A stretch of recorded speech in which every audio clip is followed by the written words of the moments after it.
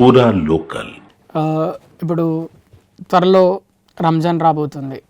రంజాన్ పవిత్ర దినాలు కొన్ని రోజులు ఎంచుకుంటారు. ఆ పవిత్ర దినాల్లో మీరు ఉపవాసాలు ఉంటారు, రంజాన్ ఉపవాసాలు. మరి ఎండాకాలంలో రాబోతుంది, ఎలాంటి సూచనలు అంటే చేయబోతున్నారు మీ ముస్లిం సోదరులకి, అలాగే హిందూ సోదరులకు కూడా ఏం చెప్పాలనుకుంటున్నారు? రంజాన్ రాబోతుంది కాబట్టి.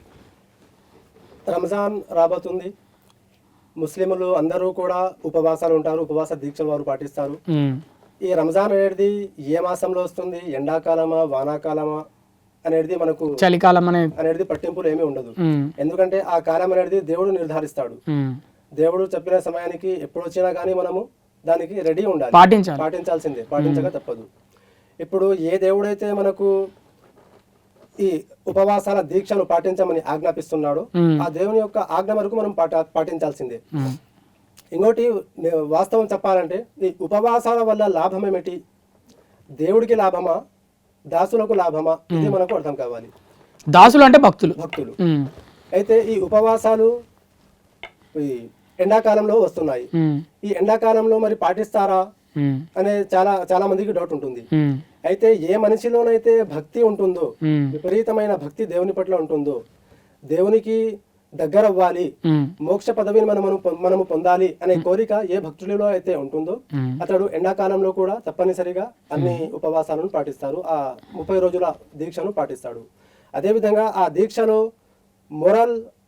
మొరాలిటీ ఏముంటుంది, దాని యొక్క దాని గురించి మనకు సందేశం ఏం అందించడం జరుగుతుంది అంటే, ఉపవాసం ఎప్పుడైతే మనము ఉంటామో ఆ ఉపవాసం ఉండడం వల్ల మనకు ఆకలి దుప్పిద అనేది ఏమిటి అనేది మనకు అర్థమవుతుంది.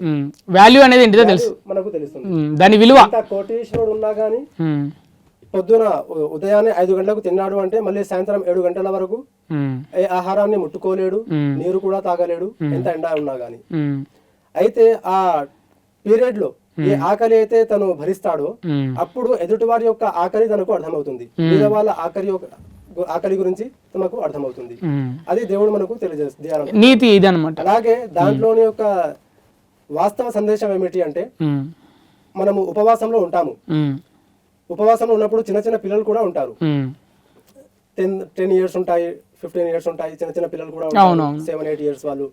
అయితే వాళ్ళ ఉపవాసం ఉన్నప్పుడు తల్లిదండ్రులు బయటికి వెళ్ళేటప్పుడు ఆ పిల్లలకు చెప్పి వెళ్తారు, ఏమని అంటే, నాన్న నువ్వు ఉపవాసం ఉన్నావు కదా, ఉపవాసంలో ఉన్నప్పుడు మనము ఆహారం తినకూడదు, నీరు కూడా తాగకూడదు, ఫ్రిడ్జ్ లో చల్లని మంచి నీళ్ళు ఉన్నాయి, మజ్జిగ ఉంది, కూల్ డ్రింక్స్ ఉన్నాయి, జ్యూస్లు ఉన్నాయి, మేమైతే బయటికి వెళ్తున్నాము. ఇప్పుడు నువ్వు అనుకుంటావేమో ఇంట్లో మమ్మీ డాడీ ఎవరు లేరు, నేను ఒక్కడనే ఉన్నాను, ఒక గుట్కా నేను నీరు తాగితే ఎవరు చూసేవాళ్ళు ఉన్నారు అని నీలో ఒక ఆలోచన వస్తుంది కదా. అయితే మేము ఎవరము చూడకపోయినా ఆ దేవుడు మాత్రం నీకు నిఘా పెట్టి ఉన్నాడు, నేను చూస్తున్నాడు, నువ్వు ఏ తప్పు చేయకూడదు అని కండిషన్ చెప్పి వెళ్తారు బయటికి.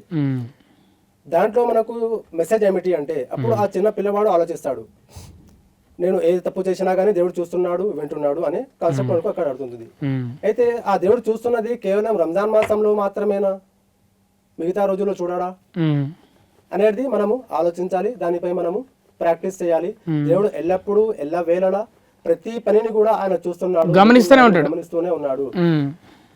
అమావాస్య చీకటిలో నల్లటి పర్వతంపై నల్ల చీమ నడుస్తున్న ఆ చీమను కూడా చూస్తున్నాడు, ఆ చీమ యొక్క నడవడిక శబ్దాన్ని కూడా ఆ దేవుడు వింటున్నాడు అనే కాన్సెప్ట్ మనలో రావడానికి మనం పిల్లలకు అది బోధిస్తాము, మనం కూడా పాటిస్తాము. అయితే కేవలం రంజాన్ మాసంలోనే కాకుండా మంచి పుణ్యకార్యాలు ఎల్లప్పుడూ సంవత్సరం మొత్తం కూడా చేయాలి అని నేను ప్రతి ఒక్కరిని కోరుకుంటున్నాను. మీరు కోరుకుంటున్నారు, దేవుడు కూడా కోరుకుంటున్నారు, అందరూ అన్ని దేవుళ్ళు. రంజాన్ కంటే ముందే శివరాత్రి వస్తుంది, ఒక వారం రోజుల ముందు శివరాత్రి వస్తుంది. గతంలో చూసుకుంటే కొంతమంది ముస్లిమ్స్ కూడా అయ్యప్పమాల వేసుకుంటారని చెప్పారు. మరి రంజాన్కి ఏ విధంగా ఉపవాసాలు ఉంటారో శివరాత్రికి కూడా ముస్లిమ్స్ ఎవరైనా ఉపవాసాలు ఉంటారా? అవును సార్, మనము ఊర్లలో చూస్తే సిటీ కన్నా ఊర్లలో భారతీయ తత్వం కానివ్వండి, ధర్మం పట్ల అవగాహన కానివ్వండి వాళ్ళలో ఉంటుంది. మనం ఏమనుకుంటాము అంటే పల్లెటూరు కదా, వాళ్ళకు అవగాహన ఏముంటుంది, వాళ్ళకి ఏమీ తెలియదు, వాళ్ళు మూర్ఖులు అని మనం అనుకుంటాము. అక్కడ ఊళ్ళల్లో ఏదైనా ఆచారాలు కలిసికట్టుగా పాటిస్తారు. ఎవరు కూడా ఇది మీ పండుగ ఇది మా పండుగ అనే వేర్పాటువాదాలు అక్కడ సృష్టించుకోరు.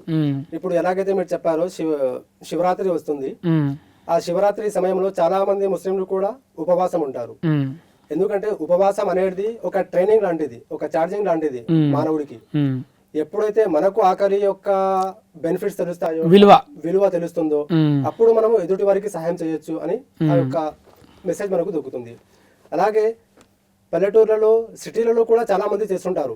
ఎవరు చేస్తారు అది అంటే, దేవునిపై నమ్మకం ఉన్నవారు, ఏ దేవుడైతే సనాతన ధర్మం గురించి చెప్పాడో, సనాతన ధర్మం యొక్క ఆచారాలు చూపించాడో, అదే దేవుడు కదా ఇస్లాం ధర్మం గురించి చెప్పింది, ఇస్లాం ధర్మం యొక్క ఆచారాలు చెప్పింది.